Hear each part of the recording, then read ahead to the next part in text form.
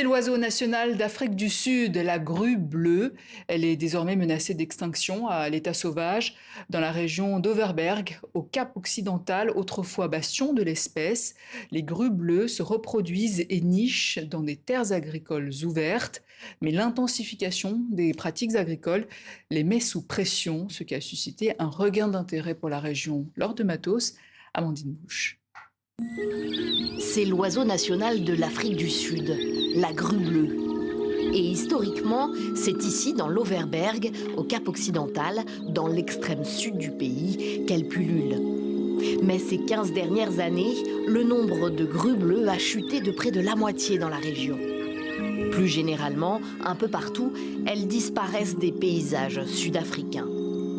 L'UICN, un vaste réseau international d'experts et d'organisations de protection de l'environnement, vient de classer l'espèce comme vulnérable sur sa liste rouge et met en garde contre sa possible extinction à moyen terme.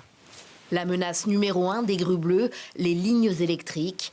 Cette vétérinaire travaille pour une ONG spécialisée dans la protection de la biodiversité. Elle le constate régulièrement. En général, elle meurt sur le coup. Cette grue bleue, on l'a trouvée directement sous la ligne. C'est très triste. Elle était apparemment très jeune, elle avait probablement moins d'1 an. Malheureusement, elle a dû entrer en collision, peut-être en allant se percher ou en sortant de son perchoir. La solution ? Inciter les compagnies d'électricité à installer ces déviateurs de vol qui, parce qu'ils sont vus par les oiseaux, empêchent les collisions. Plus globalement, la survie des grues est fragilisée par les actions de l'homme. Construction d'infrastructures, de clôtures, empoisonnement par des substances destinées à d'autres espèces, réchauffement climatique.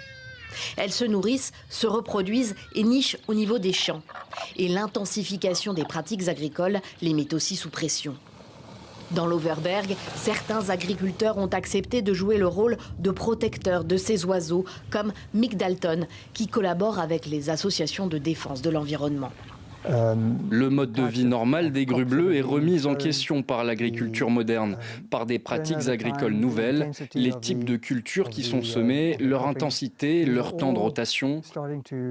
Tous ces éléments commencent à avoir un impact négatif sur la capacité des oiseaux à se reproduire et à élever leurs poussins.